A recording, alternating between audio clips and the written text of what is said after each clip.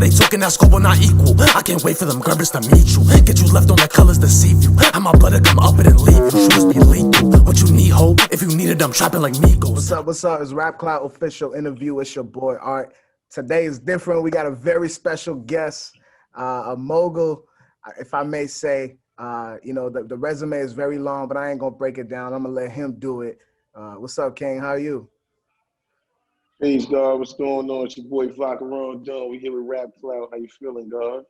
And I'm blessed and black. I can't complain with everything that's going on. I think I gotta lean into my blackness, man. I gotta lean into being happy that I'm just this black man walking around and get to do what I like to do, which is listen to music and have conversation with intelligent people. So it's great to have you here, man. How are you? How are you?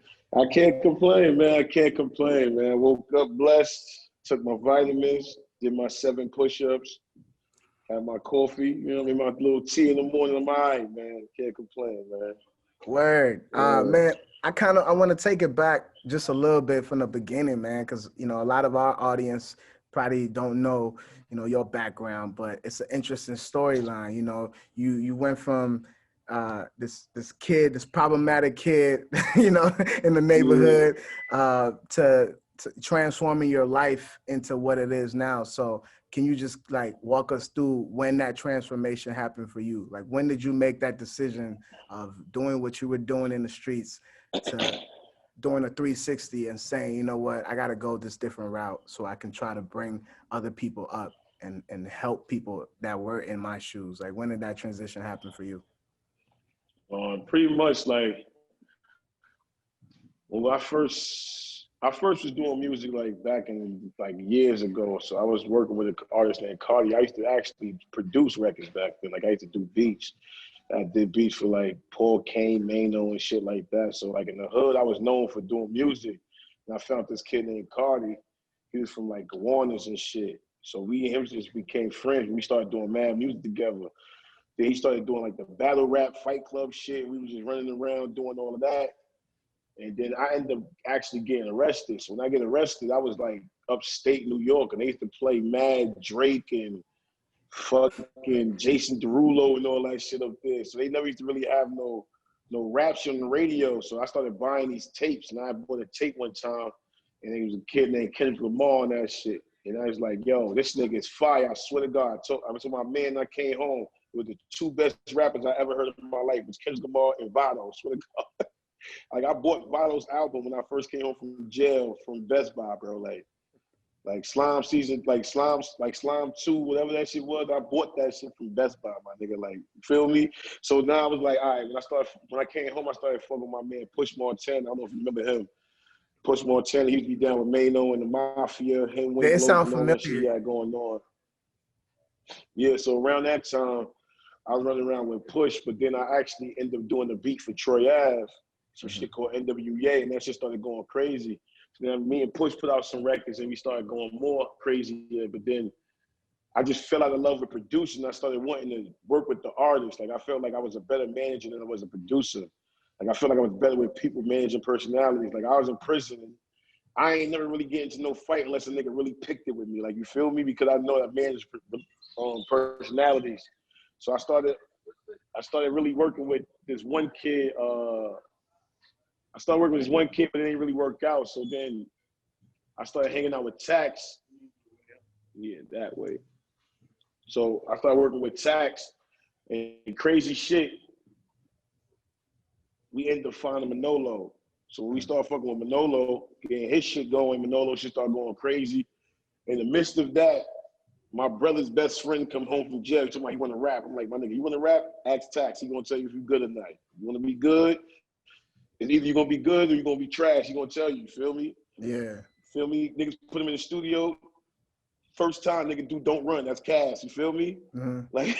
Wow. Nigga, Cash started going crazy. So now Cash literally out of nowhere just started going wild. Literally just started going wild out of nowhere. So then Tax shit started going crazy. Cash shit going crazy. Manolo shit going crazy. I'm working with all 3 of these niggas. So my name in the streets is going up and more because I'm just hanging around these niggas every single day, working with them every single day. But it wasn't until I found 22 G's that it made me Nah, because I started working with Soul Universe, but it wasn't really them. It was like 22 G's made me want to grab the young dudes. Because he showed me like, yo, these kids are stupid. Like, they don't have no guidance. Yeah. And then I thought about it. I'm like, damn, every nigga I ever went to school with is either dead or in jail, and I ain't even that old. So imagine niggas that's 10 years younger than me. They got to look up, the kids 10 years younger than me is the kids that Tutu look up to as their older brothers. So then 10 years under them, these kids ain't got no guidance. Facts. They got zero guidance. So now, you know, you got to go down 2 generations and start really chilling and getting the understanding of what's going on. You feel me? So from there, I understood exactly what's going on with the gang problem in Brooklyn. You feel me? And that's how I got to understand. And I was like, you know what? You really got to go and grab these kids. Because I remember when I was a kid and I was getting this shit. No older dude ever came to me and really showed me the right path, like really found something else for me to do so I could stay out of the streets. They just, yo, sell more drugs, shoot more guns, beat more niggas up. Now you should be killing niggas by now. Nigga, you ain't killing niggas yet. Like, like that's the kind of shit the older dudes told. Like nobody ever told us like all that shit he was doing was stupid and was wrong. So I said, you know what? Let me tell these niggas it's stupid. So now when I'm telling them it's stupid, the first thing a young nigga gonna tell me like, you don't know nothing. So I'm like, you know what? This is what you do. You tell your mother who you met today, or your father who you met today, and ask them about me, and then come back to me about that. You feel me? Because I was just like, yo, I was stupid. I was ignorant. I was in the streets running around. I did the time and all of that shit. So for me, I completely understand where y'all coming from, and I know where it's gonna take for you to go in a different direction. You feel what I'm saying? So with Tutu, him and his friends was coming around like Nas and Nick and everybody, and I just realized it's just a whole generation of kids who just are angry. They're gonna do whatever they feel like doing at the time. They're super impulsive, and no one is telling them that what they're doing is wrong. Like, no one's combating it. Like, nobody's giving them nothing else to do. You feel me? So I'm like, you know what? I gotta rescue these niggas. That's the only way it's gonna work. I gotta find a way to get these white niggas and these labels to give me money so I can get these kids the fuck out the neighborhood. You feel what I'm saying? So now what I gotta do is I gotta put them in the studio. So I gotta invest my sweat equity. I gotta go to the studio with them every day. I gotta go meet their parents. I gotta talk to their parents. I gotta understand where they're coming from. You feel what I'm saying? You can't understand where you're going unless you understand where these niggas is coming from. So you gotta understand where they're coming from, who they raised by, what they background. So now when you figure that out and you understand the behavior, now you're like, all right, bet. So this is the things that we gotta stay away from. These are the sort of triggers that things that might happen. Like, you feel what I'm saying? You gotta figure out the people you're dealing with. You can't be working with these kids in close proximity. You don't know exactly what ticks them off. You feel me? You have to know. And me being the nigga that I am from the streets and being the same thing, the same kids like them, I understand there's certain things. So I can speak to them from experience standpoint instead of just some dude just telling them what they read in the book. So that's why they listen to me a little bit more. You understand? 2 G's though, from the very beginning was like, yo, I learned every bump and bruise I could have learned with these kids. That's why it's easy for me to go and deal with the other kids because I learned everything with him. Because he literally fresh from prison on a murder case when I met him. Right. Hold on. Ain't nothing more aggressive than that. Nah, I wanted to take it back to something you just said. You know, you said these kids don't got the intelligence. You know, they just doing dumb things. But a quote, you also said something once. You said when you die, they can't put you die from respect on your tombstone. So, but along with that, I want to ask, like, I feel like, unless I'm wrong, do you think hip hop kind of have a part to play in the mindset of these kids in the hood and the actions that they take? Because these rappers are pushing a certain agenda. Like, do you think hip hop kind of have a part to play in that? Or do you think because life imitates art. Art imitates life, not life imitates art. You know what I'm saying? So you wouldn't even have the music if they didn't live it first. So they had to live it in order to tell you in the music. The music might be relatable, yeah. So it of course it's gonna seem like the music is making the kids or giving them the ideas and things, but it's not the music. They already was doing it. The music that these guys are making is just the kids that are doing the things that they're saying in the songs is easily relate to them. And it just so happens there's more kids doing the stuff in the songs than just the guys who are rapping it. You feel what I'm saying? It's more guys doing shootings, drills, and being aggressive than it is the kids who make money. Because if you watch it, right? Even if you watch these what they call them shits? Them raids when they do the sweeps and grab all the kids up, Yeah. and they got the 2 pyramids and everything, right? Wild. And they got all that shit going on, right? How much money do they be having on the table? They'll find 10 guns, 2 bulletproof vests. It'd be fucking cell phones and shit, but it'd be like $500, $2,000, $3,000. It ain't no 100, 2, 3. These kids ain't even making money. They just killing each other. And it's not because of the music. They're killing each other over the things that are being said in the music because it's coming from real, actual life. You feel me?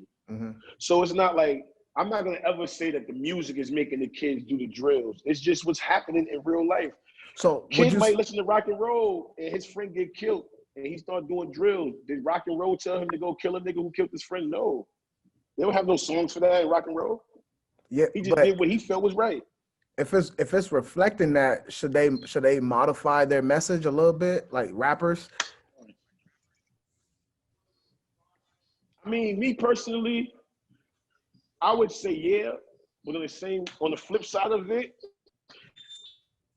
that's the same thing it was telling Jay-Z to do. You feel me?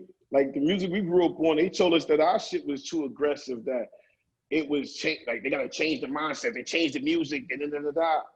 But I'm pretty sure Jay-Z murdered. You feel what I'm saying? I'm pretty sure it's more dudes that are successful at something other than street shit. What's good, Lord? That this way. You feel what I'm saying? I know there's more dudes that are successful that listen to Hov than, or at least understood that success is possible from listening to him. You feel what I'm saying? It's all about what you pick. Some kids just want to listen to songs about murdering. It's not like it's not music out there. Chance the Rapper album is out. He makes music about happy shit. Pharrell had a song that was 24 hours about happy shit. Like, you feel what I'm saying? It's other music out there. They can go listen to it if they want to. They don't want to listen to that music. That music has an age limit. You and I want to go home. When I'm turning my shower on and I've heard my TV on to YouTube, I'm putting on Sade. And I'm getting in the shower. And I'm lighting the candle when I come out, smoking a blunt. You feel what I'm saying? But when I wake, some days I want to listen to drill music. Some days I want to listen to Money Man. Some days I want to listen to Detroit rap. Like, you feel what I'm saying? It's just highlighting what's going on because of the kids that are actually inside the mix of the street shit and in the music. But nah, I don't think the music has, me personally, I don't think music has any influence on these kids, honestly. I just feel like the only influence that comes from the music is the fact that they see the success, they see the money, the cars and shit, so it makes them want to do the music. So you can have that, but I don't think it influenced them in any negative way, me personally. And I think the message that's in the music is a little bit negative, but it's only really negative if they acting on it because niggas could be acting, mad movies, you know what I'm saying? They could be literally just lying. Like, mad these kids are lying. They never did none of the stuff, but it sounds excellent. You understand? Man, let's talk about something that is influential, very successful, is the agency, Culturvated. Something that is very, very, very dope. And, you know, being the person behind that, I know it's a whole mind behind it, but I'm gonna just put you as the honcho. But, you know, when would you say, first of all, congratulations on the joint ventures with Atlantic Record. Thank you. It's a little late, but it's never too late to show love. But congratulations on that. But thank you. Appreciate that. When would you say, you know that Culturvated got its presence to people? Like when would you say it became known as something stamped? Like as people will say, it became stamped. Like I want to say the turning point for me when people started, like, pretty much what you're saying, like people started taking me serious in business. Basically, yeah. All right, I'm gonna say people started taking me serious when I put out Suburban Part 2. Okay. And because last year was a big. That's one of my favorite. That's one of my favorite projects, actually. Good looking. Yeah, so one of my favorite. Yeah, like that. Because we came off we went on the Kodak tour last year, and the tour ended at Rolling Loud with Kodak being arrested. You feel me? So once we did that, we jumped on tour Ugly God. You feel me? And then that tour didn't do well. So now it's like, shit, we back in the town, we doing spot dates and shit, but it's like regular shit that anybody could do. So now we need a record to pull the shit back out the mud. You feel what I'm saying? Because the label looking at us like, and I'm like, you know what? I took the nigga to LA. I yelled at him and Teddy for like 2 hours. I went and hung out with my friends. When I came back in the studio, the niggas had like 10 songs done. They just started going crazy and crazy and crazy and crazy and crazy. So now when we get to Suburban Part 2 record, we like, all right, look, we're gonna call Kosh. We got to New York. We called Kosh. Kosh shot the video. I got the video done. I called the producer. I paid him for the beat. Got that shit cleared. Got him to sign off on everything. I delivered the record to Atlantic like in a bow tie here. With the video's done and it's cleared. No things gonna blur out. We got the song beat paid for already. Just do a reimbursement form, and we got everything set up already. All I need you to do is put this record up. Boom. We put the record up. By the time the office closes down, so we put the record out November 29th.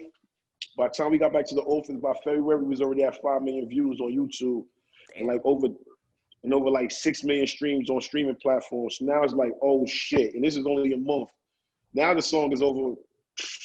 God knows how many, bringing 100 million streams, almost 100 million streams now. You know what I'm saying? Not 100, I'm lying. It's over like 70. He did like 100.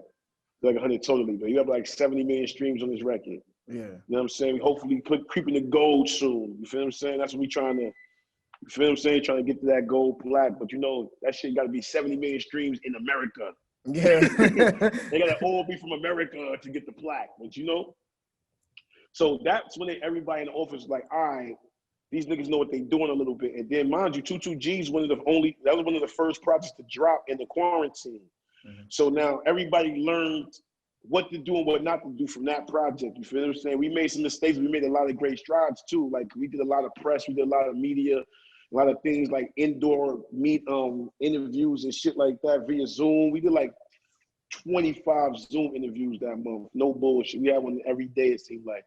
Different content, different blogs and shit we did. So that's when they was like, all right, this kid knows a little bit what he's doing. And then in the midst of all of that going on with Tutu last year, I had Busy Banks. I started developing him from last May. So then in the middle of that, while everything is going on, people started to see Busy shit going up. And then Max just popped up out of nowhere. He's on tour with Comethazine. And then they like, and then it's like, oh shit. Now Max is going crazy. You got Tutu going crazy, Busy going crazy. Then we just jumped out. We just got coast to ghost, like, bomb. Niggas like, all right, bet. This nigga know what he doing. We got to get this nigga something. We got to get this kid, you know what I mean? We got to get this guy something. We got to figure it out before somebody else step in. Feel me? You kind of gifted, man. Like, did you ever like sit down and think about that? Like, you kind of gifted. You have a talent of like recognizing, you know, I know a lot because I know it was hard in the beginning trying to get, like you just talked about, trying to get the labels to come aboard with the drill thing being a success. So you kind of gifted. Real shit, right? I brought Atlantic, Pop Smoke, Welcome to the Party, all the records already there. You wouldn't imagine the money the kid wanted. And they said no, they don't believe in it. Right? Rest in peace, Pop Smoke. This is a true story. My man Bear. Shout out to my man Bear from the floors. Shout out to my man Bear from the floors from behind the park. Bear tell you. Then we had him, and then I brought Chef G and Sleepy Hollow to them. They wouldn't do that either. You feel what I'm saying? Even Chucky 73. Shout out to Chucky 73 and my mans over there. I brought them to Atlantic, bro. I said, yo, I brought them to the office and all. Like, yo, come on. The niggas ain't want to take the meeting with me, so it made me look crazy. You feel what I'm saying?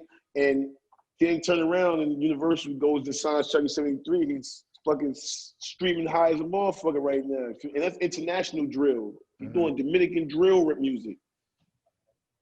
But I just knew it was fire. Like, I didn't understand nothing he's saying, but I know it's fire. It's fire, yeah. Like, I know it's fire. I took this to my Spanish man. He was like, yo, this is crazy. Who is this? I was like, I knew. I didn't know what he was saying, but I knew it was fire. So with the kids, it's just like, I don't know.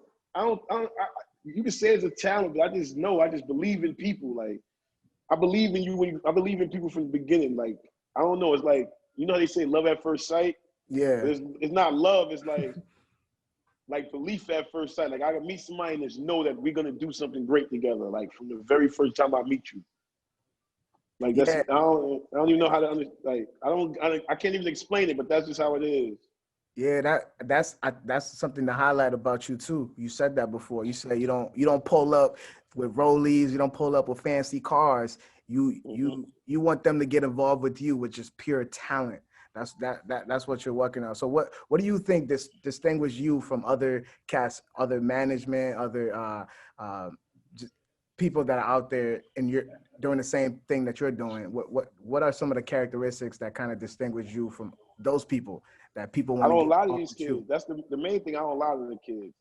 I tell them the harsh truths. You feel what I'm saying? No matter what, man, if it's because at the end of the day, if you start rapping today or tomorrow, you got to go back in the real world where they're going to tell you the harsh truths. So you got to rather work it for me now instead of somebody giving it to you wrong in a few years. You feel what I'm saying? Let's get it out the way. Lying takes too much time. Truth, you save a lot of time with that. You feel what I'm saying? So I don't lie to them, and I make sure they understand what's really going on. You feel me? These other dudes, they just trying to really, and I ain't even, it's no knock to nobody, because everybody got to hustle. I can't knock anybody hustle, but these dudes are ambulance chasers, bro. They see the kids going crazy, and they come out of nowhere like, yeah, I know people at the label, I'll get you a deal, boom, boom, boom, boom. And then the kid goes and he signs with these guys, and he forgets about the guy who was sleeping in the studio with him on the floor, or who was arguing with his girlfriend because he was paying for this kid's studio time and shit like that, or the guy who was giving them Uber money to go get his little Uber Eats with his friends and little weed money. They forget about those guys because the dude just coming out of nowhere with the deal is sitting right in front of their face. With me, when kids come to me, whoever they come with me, they stay with. All my artists got co-managers. You feel what I'm saying? Mm-hmm. Because they came to me with somebody. How am I just cut the other person out? I don't do that. Yeah. You feel me? I treat people. I'd rather you learn the business, because now as you learn the business, you can bring more business in, nigga. You feel me? I'm not gonna just take your artist from you and just run off, and now you back in the hood mad at me. Nah, we gonna build resentment. I'm tired of building resentment in my community. We gotta build equality. We gotta build unity in the community. You feel me? That's the thing I'm trying to build. So you know what? Come through, kid. You may not know nothing about being a manager, but I'm gonna teach you everything you need to know about being a manager. You feel what I'm saying? Or anything I know. Like I'm still learning, but I'm gonna teach you everything I know, day to day. Literally, all my artists got co-managers, and I take pride in that, because now, like, this dude, he's gonna feel comfortable doing business with me because I didn't squeeze him. I made sure he got his paper. He's taking care of. So now he find another kid. What he gonna do? He gonna bring him straight to me instead of going to somebody else. You feel me? That's why I keep getting the kids. I keep getting the kids because the kids, they just trust me because they believe me. And I'm not trying to fuck over their cousin who was paying for their studio time for the last 2 years. I'm not trying to do none of that sucker shit. I'm making sure niggas eat. Mm-hmm. So that's what distinguishes me from different managers. I could be signing these kids directly to me. I don't even do that. I take a manager fee. These other niggas do production deals with these kids. That's why it seems like these niggas is getting more money, but they're not really doing anything. Because now you got a kid in production deal. He hates you. He don't want to record you. I lose your deal in a year. And now you fucked because you wanted some short-term cheese and you took the kids' money. You feel me? I don't take these kids' money. I let you they get their bread. Yo, so with someone like yourself in the position that you're in, helping these kids get deals, I'm sure you pay attention to the noise of independency, and, with the evolution of the internet. Like, do you think a label is still the metric for success? Yeah. You know why? Why? Because the label has long-standing relationships with all of these businesses and all of these brands that you're trying to get a part of being as an independent, right? So if I'm an artist, I'm taking the deal. But then when I learn, like after I'm done and I get everything I can get out of these niggas, I'm going independent after that. You can't get me to sign another deal after I signed the deal. But once I signed it, I need the deal because I need your help. I need your marketing dollar. I need your relationship. I need everything you got from me. I need your PR network. And I need all of these things to build my Rolodex. Once my shit is together, shit, I might not even terminate the relationship. But if things start getting rocky and it feels like I need to go, I'm going to go. And once I'm going, and once I'm going independent, and that's just it. I think it's smarter if you're a hot artist and you got money and you can invest in yourself. That's definitely smarter because the back end is gonna be crazy. But if you're a kid that got nothing going on, it's nothing. Because if you rapping, you ain't got nothing when you rapping anyway. Mm-hmm.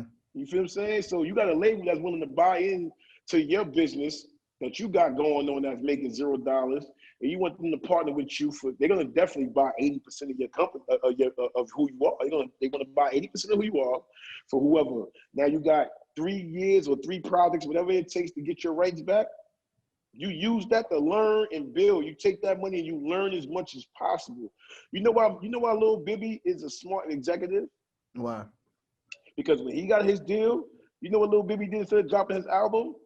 Because the label know. He's like, oh, so as long as I'm here, they got to pay for me to go to school? Then they went to college. You feel me? Nigga went to high school, got his diploma, then went to college. While on tour, running around. In the midst of that, guess what he does? He finds Juice WRLD. One of the first niggas to get one of the biggest advances ever like that. Like he got his company, signed Juice WRLD to him, and did a label deal and got one of the biggest advances in a long time for a young black executive. You feel what I'm saying? And then caught a lick of him selling records and all of that. You dig what I'm saying? That's because he was intelligent enough. Him and his brothers, they were smart enough. They were school niggas. They took the label situation.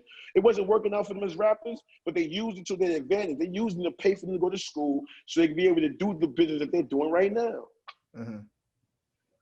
If we have more kids think like them, it'll be more people, it'll be more executives or more rappers turning into executives than rappers turning into rapping for the rest of their lives, stuck on tour trying to pay their rent. You feel me? So you don't think it's possible for independent artists to have a sustainable income, just being independent and not using the label, or not just income, but just success to reach the pinnacle that they want to reach without the help of a major? I mean, you're not gonna need a major, but you're gonna need somebody with major backing. Either or, you're getting money from somebody that's not yourself. Mm-hmm. You feel what I'm saying? Like a dude like Russ. Russ was independent, but Russ is a rich nigga. It's nothing for his dad or his mom or whoever it was to give him $100,000 into music. Hey, I ain't gonna do this. You feel me? He got money. He can pay PR. He can pay this. He can pay for streaming promotion and things that shit that the label pay for. He can do that himself. You feel what I'm saying? You gotta have money regardless of whatever they say. You gotta have the bread. You're gonna get the money from somewhere. Either you're gonna take it from your pockets and blow it, or you're gonna get somebody else's bag and blow it. But either way, the bag has gotta get blown. So whether you're gonna get it from yourself, the investor, or the label, it doesn't matter. Just know that the end all be all results is the money.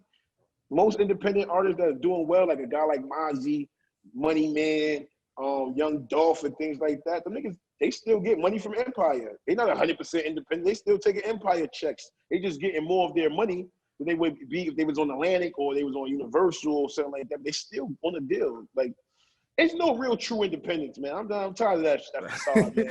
Yeah, after Chance, I stopped believing it's true independence, man. Come on, I'm just tired of that shit, man. I'm tired of that fake shit, man. Niggas just be faking it. The niggas who really independent, like real independent, is niggas like Money Man and Young Dolph. But nigga like Money Man, Young Dolph, and niggas like that, they taking the money that they made in the street and invested all into themselves. They went all in. Exactly. Nigga, they could have got a funny card on Fifth Street, but instead they got a hit. They got a full house. You feel me?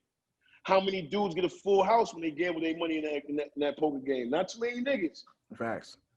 There's way more niggas successful on the label than it is independent. And that's just the facts. It's nothing more, nothing less. Like, you feel what I'm saying? The first niggas to ever go on a Billboard chart independently in UK just happened last year with D Block Europe. That never happened before. Damn. That never, UK, been hundreds of years, and no one's independently ever touched the charts. In the top 10 in the UK ever. D Block Europe, the first one to do that. D Block Europe was signed to D Block in Colombia for 5 years before you figured out who they were. You feel me? So they had millions of marketing dollars pumped into them before they went and did independence. That's a head start. So niggas can talk that like if Drake. Like Drake right now, if I'm Drake, I'm going independent. Yeah, I'm going independent. Oh, I'm Drake. Facts. Blow my pole, Universal. You got $2 billion for me? That's it. If you ain't got $2 billion, I'm going independent right now. I'm sorry. I don't need your cheese. Yeah, it'll change the game. It'll change the game. That'll change the game because now it's like, now Drake would come, but then what's going to happen? Drake will become the big label next. Yeah. Jay-Z preached independence with Rock Nation, right? Mm-hmm. Independent. Yo, come over here, own your shit, blah, blah, blah. What's Rock Nation now? A regular label just like Universal. Right? Yep. So we took that. We talk that shit all day, but at the end of the day, let's just be what it is, my nigga. The system's gonna win, bro. Like, don't fight it. Just get in it. Just be the spook who sat by the door, my nigga. Get in, learn the info, bring it back to your people. You feel what I'm saying? That's it. Nah, your goal for the unification of New York rappers, you know, goes unsung. I think people need to highlight that a lot. Like you preach that. You want them to come together, unify, so the success of that the artists can just blossom. And I appreciate that. But what do you think? You know, that them unifying, like how can that transform the music scene in New York? How do you see that transforming? Because it'll stop the police from doing the job that they're not supposed to be doing. And what's like that? The hardest thing for these kids to do in New York City is perform. Like, you know, they can't perform nowhere here. Nowhere. They can't perform nowhere in New York, nowhere. None of these kids. Maybe Fabio could do shows, but shit, after the shit he got going on, he probably can't do shows no more. So now Fabio can't do shows. If shit was open, Fabio wouldn't be able to do a show. Neither would Chef G. Neither with Don Q, neither with Casanova, neither with 22 G's, neither with Coast to Ghost, neither with A Boogie, neither with this, them, that. Who the fuck is gonna perform, nigga? Nobody. A folklore, exactly. So they're literally blocking these kids from earning a living in their city. Yeah, other niggas gonna come through and make a living in your city. Nigga, Young Thug can come in here and sell out 3 nights straight. The Weeknd come in here and do 3 nights straight. All these niggas come to New York and do 3, 4, 5, 6 nights straight. We can't get one night. And then the crazy thing is, it's not like shit be happening at the shows. Yeah, shit happen in the neighborhood, but these niggas ain't shooting each other's shows up. I be having these, you know, some gangster shit. Like, I be having these niggas knowing, like, sometimes when we be having shows, the flag I go, I call niggas, yo, listen, make sure little niggas know that niggas gonna be there. We ain't trying to have none of that. Fuck, there ain't gonna ever be none of that, my nigga. As long as it go both ways, there gonna never be none of that. And it always goes both ways. I'm a man of my words. If I tell you something ain't gonna happen on your side, and you tell me the same thing, and we come in the situation and nothing happened, now we both good on each other's books. So we always make sure, like, I'm in tune with all the other managers. You feel what I'm saying? I know the other managers, not all of them, but I know most of them, and I know most of them from the streets. So we all gotta sort of, you know, whatever with each other. You understand what I'm saying? Like, we gotta serve rapport with each other. So we try to keep things like, I used to call Rico all the time when Pop and Tutu was going through their nonsense. And Rico used to be like, we was on the same page on how we can get these kids to come together. But the real shit, if they come together like and stop beefing, the police can stopping them from making money, bro. The police literally stop them from making money. Police like, nope, it's going to be hip-hop police. We got a task force. They can't perform here. And then they say, we ain't telling them they can't perform. We just saying, but if they do perform and something happens, we're going to shut them down and things like that. And you scaring the clubs into not letting them perform. That's fucked up. And then you wonder why all the kids is going back in the streets and shooting people because they can't make enough money to keep their bills up going. Yeah. You feel what I'm saying? Because you can't perform in your city. If you can't perform in your city and put the video on Instagram that you killed your city, what other promoters are going to want to book you? Why would I want to book you in North Carolina? You can't even sell out in New York, my dude. And that's what it is. They marginalize these kids by little tactics they do. And I don't like it. And it's just the police. It's not, like nothing else. That's why they need to come together so the police can leave them the fuck alone. Just like they supposed to be against them. Like, yo, they're against us every day. Y'all gonna be against us and the police? Like somebody got like you know what I mean? Like, yo, let's get these police the way out. That's it. We come together, get the police out there. That's all they need. Because that's who's stopping them from, I swear to God, you probably like, nah, it's really the police stopping them from being successful in New York, bro. It's the cops, nothing else but the cops. I believe it. I believe that Every time, pay attention, every time an artist in New York City gets lit, he either goes to jail or he has to go to the South and get a cosign or some shit to be able to keep doing his thing. They every time, French had to go hang with Gucci Man, bro. Yeah. He had to go hang with Gucci Man. Rich the Kid is from New York, you know. Waka Flocka Flame is from New York, you know. I thought he was from Jersey. He niggas from Queens, man. He's a Queens niggas, man. Wow. He's a Queens nigga. Tutu had to get on, go and hang with Kodak. You understand what I'm saying?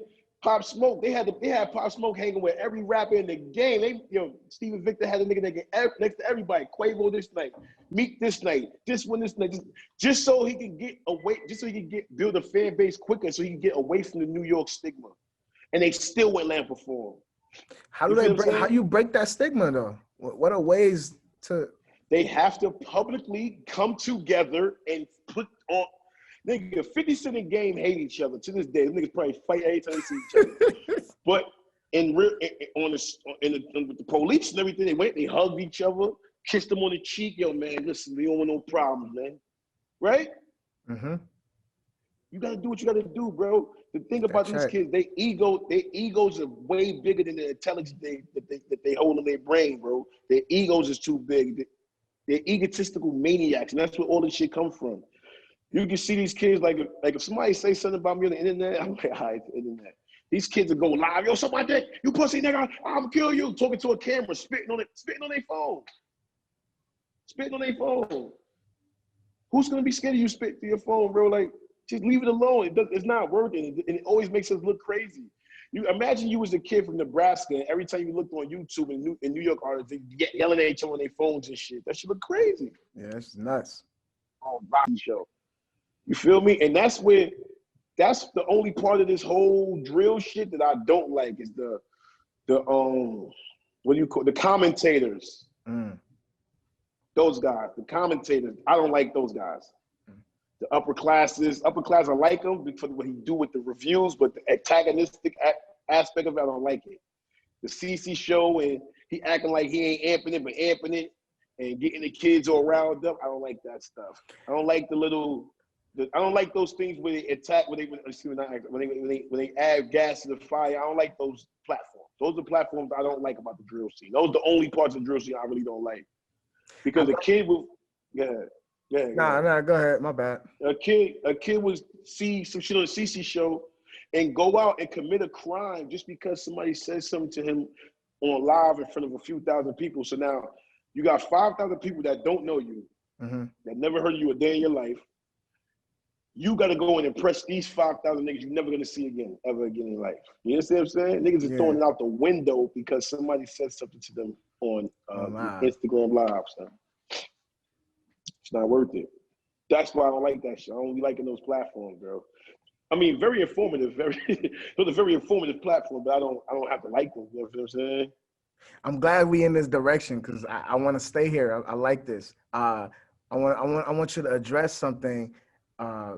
Since we're in the conversation of not liking platforms, you know, you had some things to say about Raps and Hustle, and it got the information got put out there, and a lot of people interpret it, you know, like the internet would do. You know what I'm saying? So, you know, you want to like just speak on that? So I'm gonna speak. So I'm gonna speak on Raps and Hustle situation. So now. Last year sometime I had called Epic and shit because something had happened with the Tutu and Chris Elite video that they posted on there, right? So we didn't authorize it, but I didn't want to take it down because it's Chris Elite, like, you feel what I'm saying? You know, he probably would have felt the ways or whatever, so I just left it up. So I hit Epic, I'm like, yo, listen, I know it's your platform and you got a lot of things going with these kids, but let's start building relationships with you and the managers. So you go directly to the kids because the kids gonna feel like they're so happy to be on your platform that they don't understand that it's business that has to be done. You feel me? So I'm saying like, yo, let's do business and figure out the business for these kids. So it's not just you reaping the rewards. You feel me? Cool, we met him. So now when we had that conversation, he called me all sorts of, yo, I don't gotta listen to you. You ain't nobody, dickhead, blah, blah, blah, talking to me crazy. I said, all right, Anthony, you got it. So now I'm a businessman now. So I don't even take none of that personal because you don't know me. I can't, you know what I'm saying? So we had a mutual friend. My mutual friend ended up putting us together in person. We met in person. We had a very, very, very good conversation. It was very positive. We had a good discussion. He hung with us about 3-4 hours, you know what I'm saying? Boom. We had a whole understanding of something. We put did something together. I gave him some ideas. So now some of the ideas we came up with during the meeting, I started seeing him putting them in play on the channel without consulting me in any shape, form, or fashion. Still didn't take it personal. So you know what, I ain't gonna take it personal. So now I got other kids in my neighborhood that I do favors for. So like it's kids in my neighborhood that I put on World Star and things like that just to see, hey, come on, give them a shot. You feel me? Fuck it. Give kids a shot. So now some of the other kids that don't do drill, they don't do all the other stuff. Sometimes they want their videos posted on certain platforms. I'm like, oh, I got a relationship with the Crafts and Hustles guy now. Let me try to put some shit on his platform. And you know I'm trying to pay him and everything, right? So every time I come to him with something, nah. But if it's some drill shit, he posting it right away. You feel what I'm saying? If it got something to do with shooting ops and all of that shit, cool. So then now one kid came to me and was like, yo, you know the nigga Raps and Hustles? Like, yeah, what's up? He's like, yo, nigga won't post my video. So he only taking diss videos right now. Like he only doing diss videos.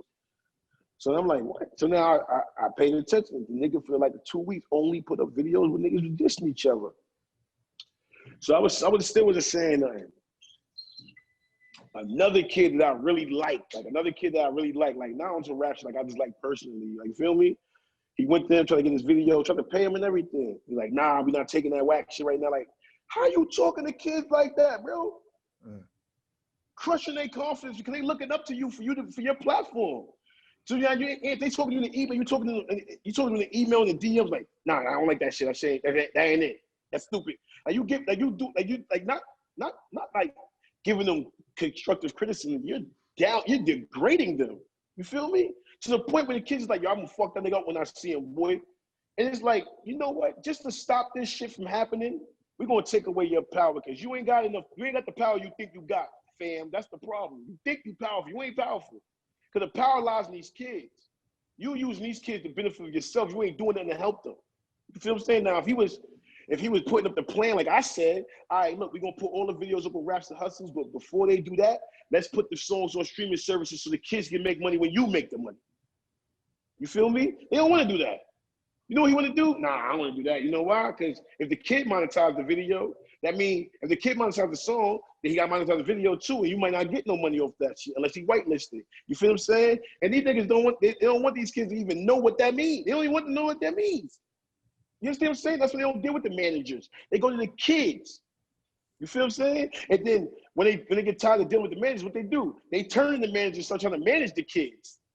But they don't put the kids in the studio. They make the kids spend their own money on studio time. They don't pay for these kids' videos. They shoot the videos and put them shits up, make the money. They don't give kids nothing. They don't help them in no shape, form, or fashion. All they do is taking their videos, taking their songs, and they're pain, and they're hurting. Everything they put in their songs, and they put it up on their channel, and they're making their little $50, $60 a day off the kids, but they're not giving them niggas back nothing. Like, I understand if you was going to the studio, you had a studio that you was using the money, built a studio, put the kids in the studio, shoot the video, doing some things to help them, but you're not doing any of that. You're sitting in the house, jerking off, and then yelling at kids via DM. You feel what I'm saying? You ain't doing shit. And that's why I went at them niggas. Because you ain't gonna use my kids. You ain't gonna use my kids, bro. And I'm not saying that my artist, because my artist don't go on that channel.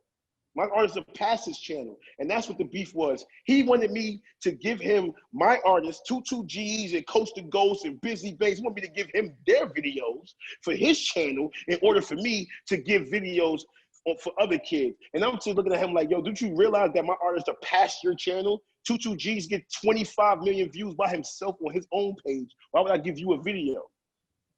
It doesn't make sense.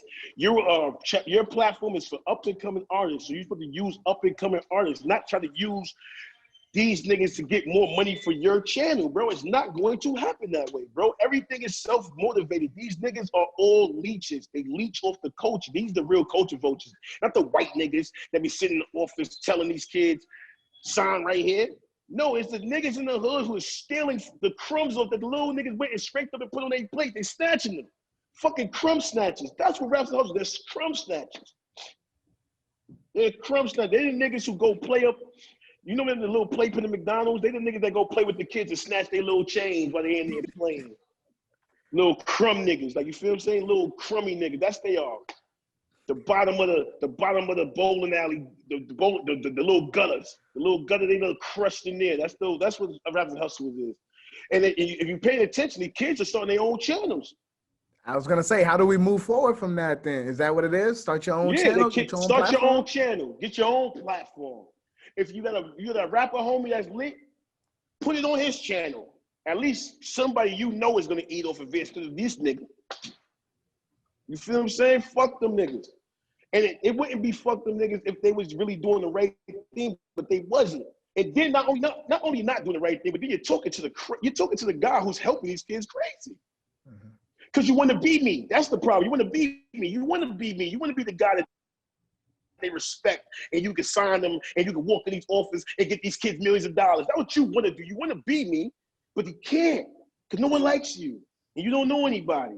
And even if you did get anybody in the music business and you jerk these kids, they're gonna do something to you. You understand what I'm saying? Because you're a crumb, because you're thinking self first. Self-preservation is key, because if you ain't good, nobody else around you gonna be good. That's true. But you still have to be selfless while being selfish, bro. You have to. It's the only way it's gonna work. You have to get you gotta get the kid right so you can be able to eat off the situation. You can't just eat off the situation and leave the kid fucked up. That's what they niggas do. And that goes back to what we were saying before, why the kids come to me, because they understand I'm not gonna lie to them. I'm not trying to steal from them. I'm not doing that. You know how many videos I pay for in the hood for these rappers that I don't even got signed to me. Boy, you feel what I'm saying? That shit hurts my heart every day I think about Nick Blicky dying, right? Nick Blicky, he wasn't my artist. He was signed to my man. My man signed them, manages them. They put his songs up on his store. They make the money off of him. I took Drive the Boat. I went and got that shit done. Me and Kaz went and got that shit done the right way. Took the shit, put it on World Star myself. I didn't take $1 from the song. The song probably got over 10 million streams on Spotify and all of that. I don't even take $1 from the song. You feel what I'm saying? We really all helped Nick. My son Kim, he really was like, my son Kim, he managed him. He did all of that. But how am I gonna tell a kid like Nick, like, nah, you can't come on tour with me because you ain't signed to me? No, nigga, come with your ass on. Get out the hood. Coach wasn't signed to me, nigga. I didn't even know Coach was a rapper like that when he came on tour with us, bro. Mm-hmm. I just thought Coach was I just thought he was a tough friend. Like, yo, this nigga's gangster. Like, he might rap, but I'm thinking he's just a tough guy. You feel what I'm saying? Come on, let's go on tour. We ain't gonna have you in the streets running around doing no sucker shit. We all, as much as we can afford, nigga. I took the money I got paid on tour, I took it and took care of niggas, my nigga. Get as much niggas out the hood as possible. Now, look, we might have left these kids in the hood, they might have been in trouble sooner. You feel what I'm saying? We really try. Like, I really care for these little niggas. I really help them. They don't really be helping these niggas. They really just take everything from them, bro. You feel what I'm saying? They literally take everything from them. They don't even help these niggas. They don't help them with, even when they get in problems in the street, they don't even help them with that. You feel what I'm saying? True story. This is a true story, right? Right before Chef G got his deal, he had gone to some shit. Got arrested. We lost the deal with Columbia the first time. He got arrested for some bullshit. I ended up finding out who the kid peoples is. You feel what I'm saying? I went over there and talked to them niggas and told them niggas, like, listen, this shit, it turned out one way, but this nigga, he know what it is. You know what I'm saying? These kill kids having a fight and it didn't go his way, he on some bullshit. You feel what I'm saying? His people's is real people. Like, oh, well, we ain't know it was like that. We thinking, you see what I'm saying? Yo, you gotta do the right thing. So I had to drop the charges. Son came home. These niggas can't do that. They can't walk in Evans Field and tell niggas to chill off for niggas. They can't do that.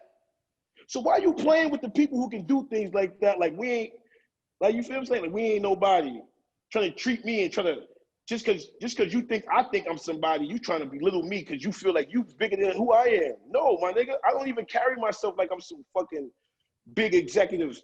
I can be throwing my nuts around New York. I don't. I'm mad humble. I come around, I come sit in sessions, I chill. I'm mad humble, bro. I'm in this neighborhoods. I sit on the stoop with these kids. I'm in their neighborhoods hanging out, drinking with their friends because I want to know what they're into because I can't protect them if I don't know what they're doing. So I have to at least hang with them a little bit so I can know what to protect them from, bro.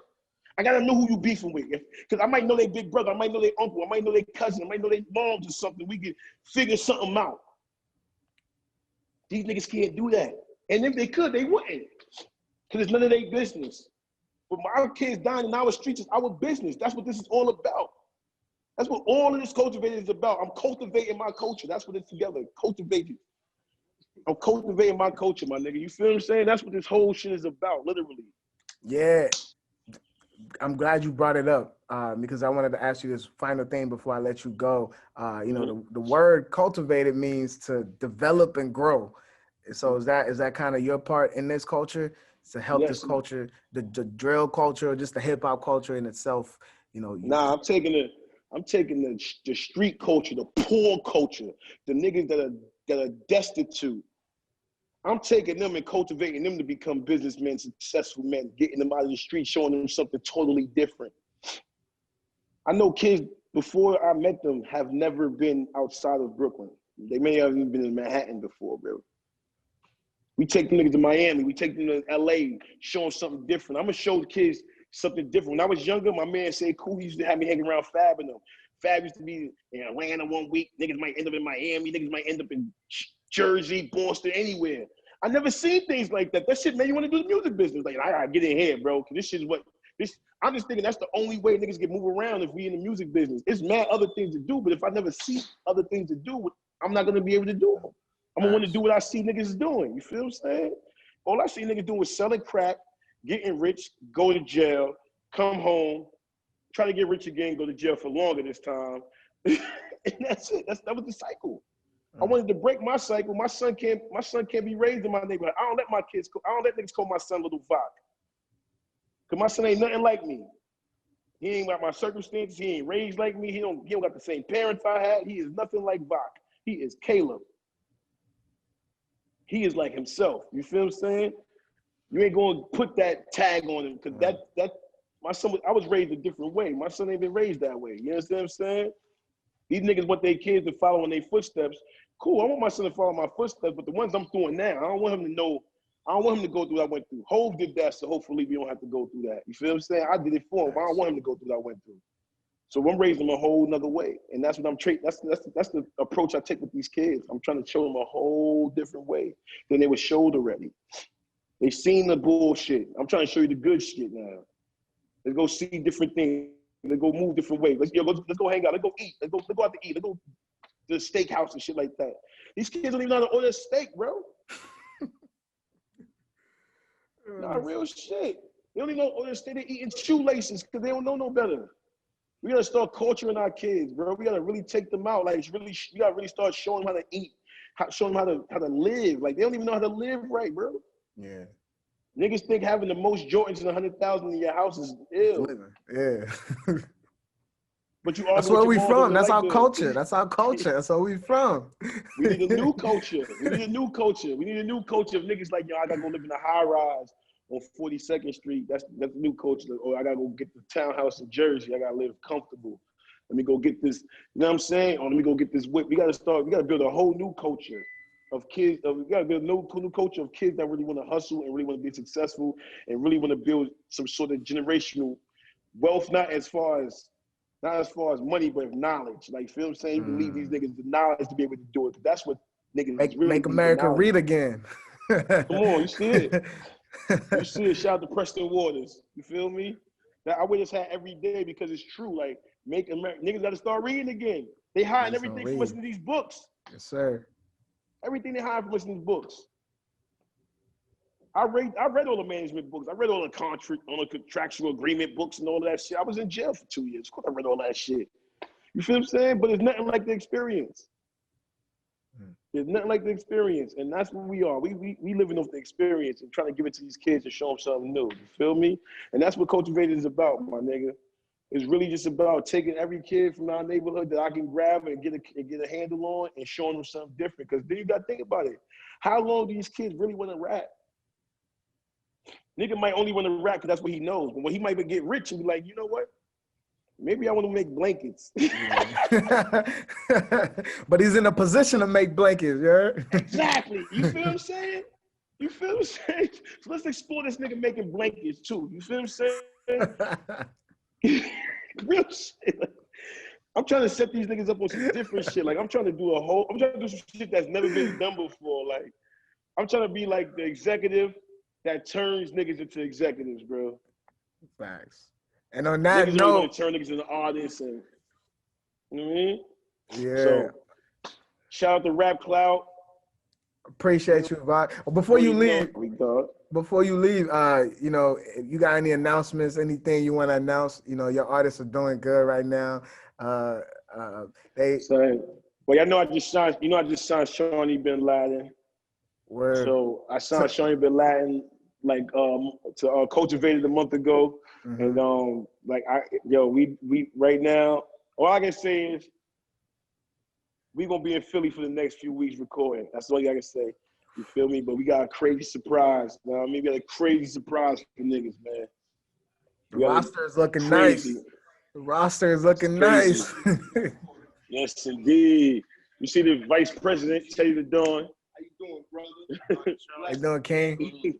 What's going on, 4-ish? Yeah, I'm gonna let you get out of here, OG. I appreciate you for the time. It's Rapclout Official Interview. The boy Art. The GOAT, man. I don't even know what to say.